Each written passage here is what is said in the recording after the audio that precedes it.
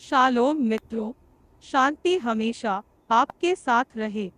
आज मैं आपको कुछ नहीं बताने जा रहा हूँ, बल्कि बाइबल आपको बताएगी कि आपको क्या करना है। बस एक ही जरूरी बात है, बाइबल की यह आयतें आपको बताएंगी कि आपको सांसारिक चीजों की तलाश क्यों नहीं करनी चाहिए, बल्कि आपको स्वर्गीय चीजों की तलाश करनी चाहिए। चलिए शुरू करते हैं। यूहन्ना 6:27 में, उस भोजन के लिए परिश्रम न करो जो नाशवान है, परंतु उस भोजन के लिए परिश्रम करो जो अनंत जीवन तक बना रहता है, जिसे मनुष्य का पुत्र तुम्हें देगा, क्योंकि एलोहिम पिता ने ठहराया है। कुलस्सियों 3:23 से 24 तक कहता है, आप जो कुछ भी करते हैं उसमें स्वेच्छा से काम करें, जैसे कि आप लोगों के लिए नहीं बल्कि एडोन के लिए काम कर रहे हो। याद रखें कि एडोन आपको इनाम के रूप में विरासत देगा, और जिस स्वामी की आप सेवा कर रहे हैं वह मसीहा है। फिलिप्पियों 3:18 से 19 में, क्योंकि बहुत से ऐसी चाल चलते हैं जिनकी चर्चा मैंने तुमसे बार बार की है, और अब भी रो रो कर कहता हूँ कि वे अपनी चाल चलन से मसीह के क्रूस के बैरी है। उनका अंत विनाश है, उनका ईश्वर पेट है। वे अपनी लज्जा की बातों पर घमंड करते हैं और पृथ्वी की वस्तुओं पर मन लगाए रहते हैं। कुलस्सियों 3:2 में, अपना मन ऊपर की चीजों पर लगाओ, न कि सांसारिक चीजों पर।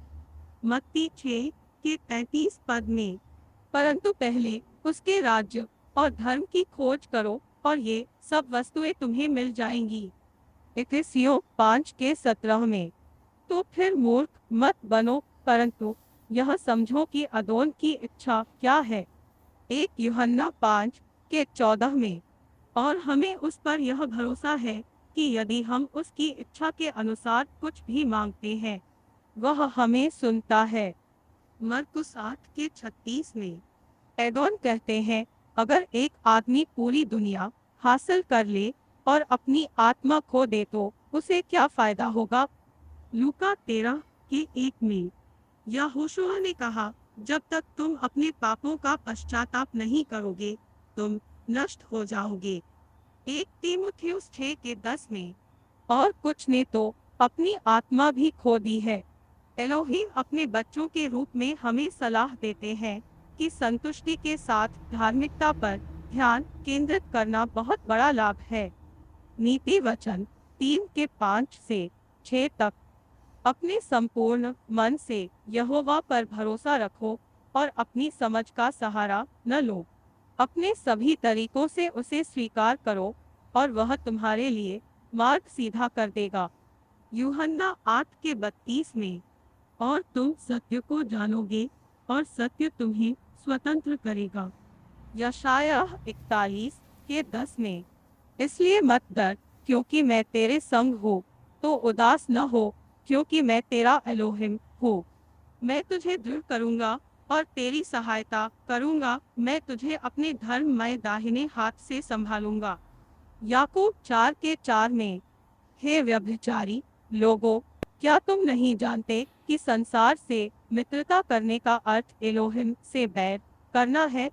इसलिए जो कोई भी संसार का मित्र बनना चुनता है वह एलोहिम का शत्रु बन जाता है। 1 यूहन्ना 2:15 से 17 में, इस संसार से और न उस वस्तु से जो यह तुम्हें देता है प्रेम मत करना, क्योंकि जब तुम संसार से प्रेम करते हो तो तुम में पिता का प्रेम नहीं रहता।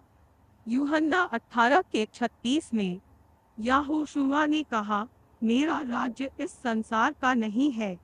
यूहन्ना 15:19 में, यदि तुम संसार के होते तो संसार अपनों से प्रेम रखता, परंतु इसलिए कि तुम संसार के नहीं हो, परंतु मैंने तुम्हें संसार में से चुन लिया है, इस कारण संसार तुमसे बैर रखता है। इसलिए एलोहिम की सेवा करो और सुरक्षित रहो, क्योंकि यह संसार हमारा घर नहीं है। सुनने के लिए धन्यवाद। आपका भाई बेन्याहू, बेंगलुरु, भारत से।